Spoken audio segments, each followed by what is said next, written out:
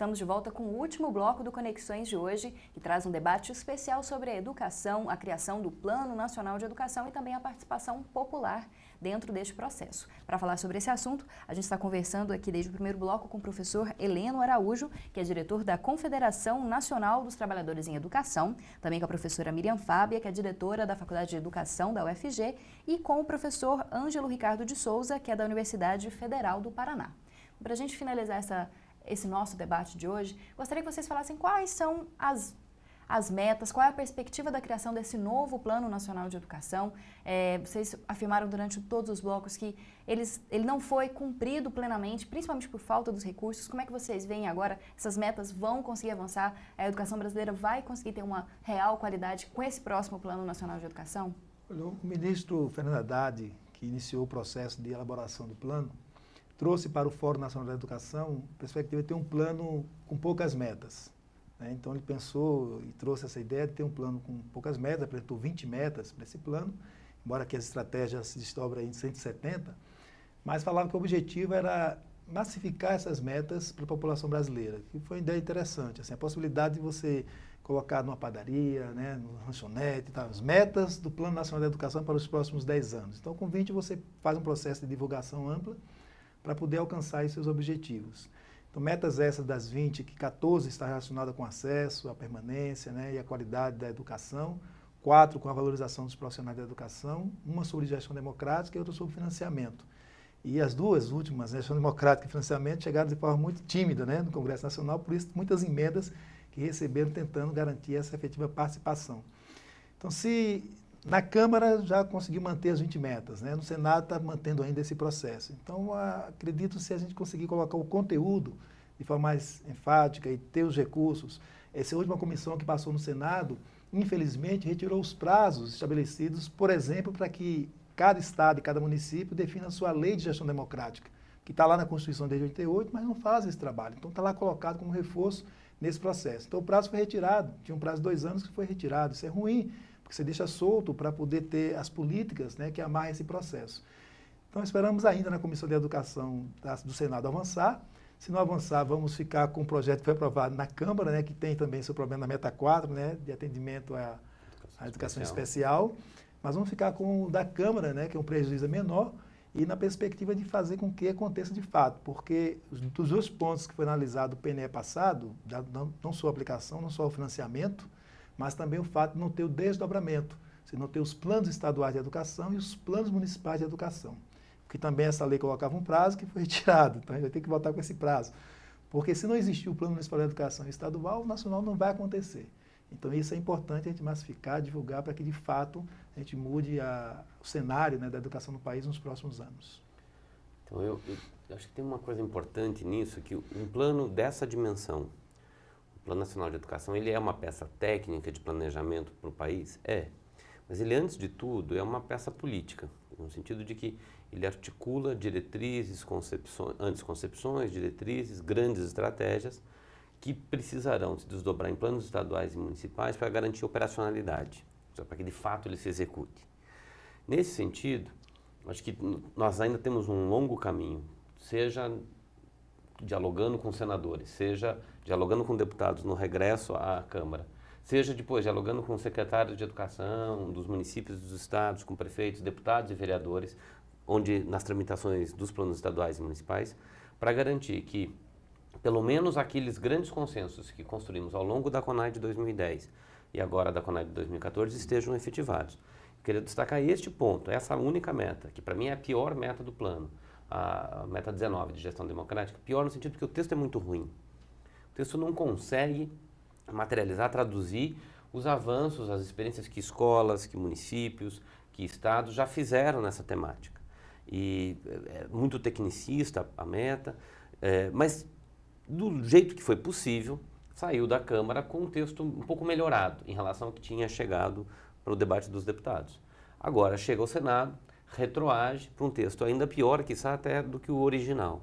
Então nós temos um longo caminho, e acho que é nesse sentido, a mobilização da população, dos trabalhadores em educação, dos pesquisadores da área, com toda a sociedade civil, que pode garantir, no meu entendimento, que essas conquistas se mantêm. Para finalizar esse ponto, Um plano que teve 3.000 emendas, que teve mais de 60 audiências públicas, é claro que ele não é um plano absolutamente articulado no sentido da coerência, da coesão, né? Ele é o acordo do possível, né? Então vai ter estratégia, às vezes, que você olha bem por dentro. Tem uma aluna que está no doutorado dela, está trabalhando com isso, tentando capturar as contradições. Eu de partido disse, mas vai ter um monte, né? Uma peça da política com essa natureza, é claro que ela vai estar recheada de contradições. Agora, o que não pode ter são antagonismos, né? E ele tem que ter alguns eixos, e é na luta por garantir eixos mais democráticos, com mais investimento público na escola pública, que todo o movimento que a gente vem fazendo tem se mobilizado, né?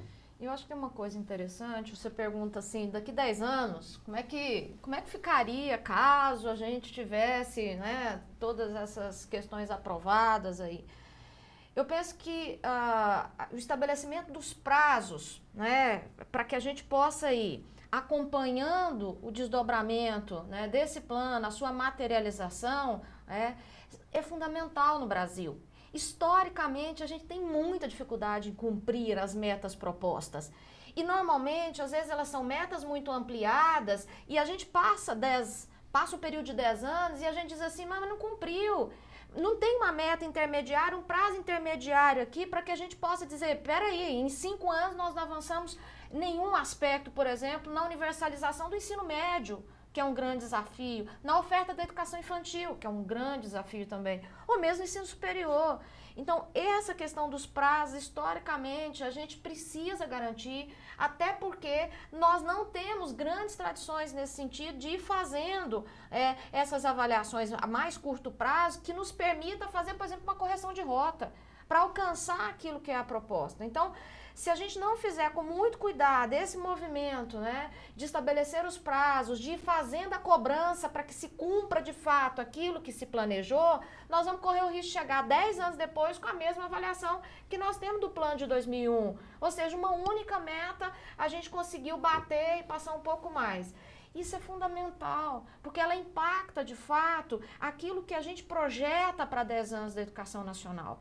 Então, essa é uma questão que é uma disputa que nós não podemos perder nesse campo árduo das forças.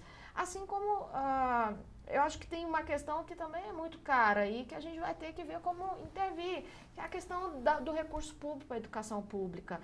Nós vamos continuar ampliando a educação superior, como nós ampliamos na década de 90 inteira para o ensino privado, e o setor público e a oferta da educação superior pública. Então, penso que nós temos grandes desafios. E não dá para esperar 10 anos para avaliar. Se a gente esperar 10 anos, corre o risco de dizer, não fizemos. Né? Das 20 metas, nós não conseguimos cumprir. Então, acho que essas são questões que a gente agora, nessa arena de disputa, a gente não pode perder, não. Nós temos que, CNTE, as associações, e aí o povo que está na CONAI. Tem que exigir que, de fato, isso seja uma política que o Estado brasileiro se comprometa. Não adianta fazer plano bonito. Nós precisamos, de fato, que ele seja um plano possível de ser materializado, concretizado. Né? Bom, agradeço muito a presença dos professor que veio do Pernambuco, professor que veio do Paraná, para participar da Amped, que está aqui também com a gente no Conexões. Muito obrigada pela presença, professor. Eu que agradeço, né? Espero que o público que nos está assistindo faça as conexões necessárias que estão saindo aqui, educação básica, superior, em cada local onde mora, né? Sempre tem uma escola pública, é importante ver lá qual o conselho escolar, qual a entidade da comunidade que representa o conselho escolar da escola, então é importante tomar conhecimento disso para poder garantir a sua participação e o seu envolvimento. Obrigada, professora, novamente aqui no Conexões. Eu que agradeço a oportunidade de estar aqui, conversando hoje com a Helena e com o Ângelo. Espero que a gente possa, de fato, contribuir, né? E acho que conclamar a sociedade goiana, né? Aqui no nosso caso, de fato acompanhar, estar presente, assumir a bandeira da educação. E aí tem que ser cotidiano, né? Não se faz de outro jeito. Então, vamos lá. Acho que a gente tem um bom desafio. Obrigada também, professora Ângela. Eu que agradeço pelo convite, pela disponibilidade, né, desse espaço para a gente poder dialogar sobre a educação. Eu sei que uma lei como o Plano Nacional de Educação não muda exatamente, em todos os sentidos, a realidade da educação brasileira. Sei que, como diz o poeta, os lírios não nascem das leis, mas sem as leis não faremos nada.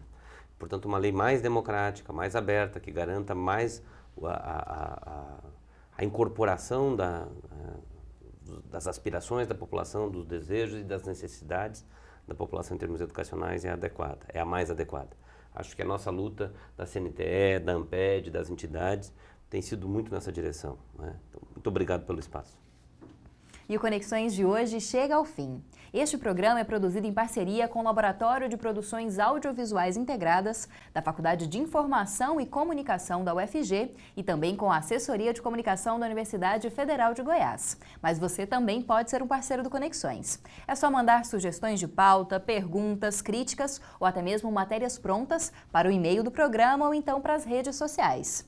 Além disso, você pode assistir a todos os episódios que já foram produzidos no blog do Conexões. Eu te espero no próximo sábado, às 5h30 da tarde. Os horários alternativos são no domingo, às 9 horas da noite, e na segunda-feira, às 7 horas da noite. Uma ótima semana para você!